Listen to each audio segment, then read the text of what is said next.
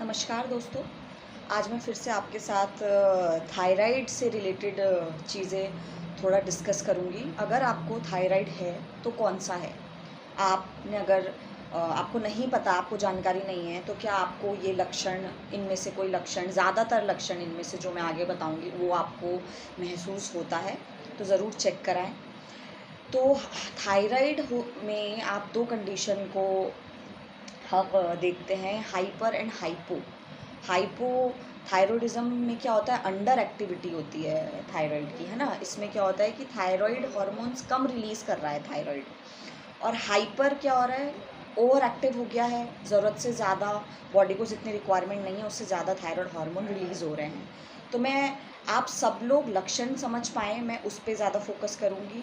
तो जब हमारे अंदर हाइपोथायरॉयडिज़्म होता है, मतलब जो हमारी थायराइड ग्लैंड है, जो थायराइड ग्रंथि है हमारी बॉडी में, जब वो कम थायराइड रिलीज़ कर रही होती है, ये भी एक मेडिकल कंडीशन है, कम थायराइड रिलीज़ कर रही होती है, तो हमें लक्षण क्या मिलेंगे? हमें थकावट होगी, ज़रूरत से ज़्यादा थकावट, कुछ काम करने का हमें मन नहीं कर रहा है, हमें कब्ज़ जैसी समस्या हो सकती है, हमारी स्किन ड्राई हो सकती है, वज़न बढ़ सकता है, प्लीज़ ध्यान दें, वज़न बढ़ सकता है, हेयर फॉल जैसा हमें फ़ील हो सकता है। कभी कभी क्या हो सकता है कि फेस में हमें पफीनेस सा, थोड़ा सा फूलापन, सूजापन कभी हमें फ़ील हो सकता है। इन चीज़ों का आप ध्यान दो।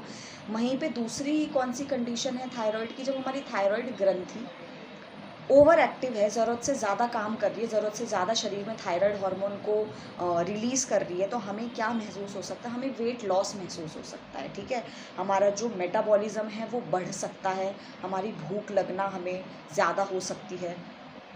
कभी कभार हमें क्या हो सकता है कि हमें गर्मी बर्दाश्त नहीं हो रही है, कभी कभार दिल, आपको ऐसा लगेगा कि मुझे थोड़ा धक धक फील होता है, पसीना ज़्यादा आना हो सकता है, हमें लूज़ मोशन हो सकता है, इरिटेशन बढ़ सकती है, कभी कभार कपकपाहट हो सकती है, एंग्जाइटी सी फील हो सकती है ना। तो आप में ये 2 लक्षण आप ध्यान से सुने, ठीक है। मैं आपको यही बोलूँगी, अगर आपको इनमें से कुछ भी चीज़ लग रही है, अगर आप हो ऑलरेडी मेडिसिन्स पे हो, तब भी आप देखो ये आप ये फ़ील कर रहे हो, अपने डॉक्टर को कंसल्ट करो।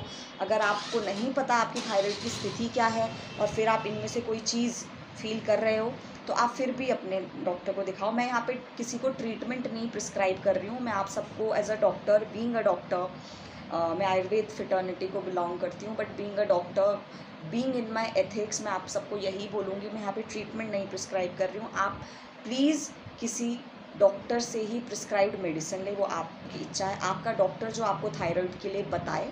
मैं यहाँ पे आपको, मैंने सिर्फ थायराइड के कुछ लक्षण बता दिए, थायराइड आपको कौन सा है, कम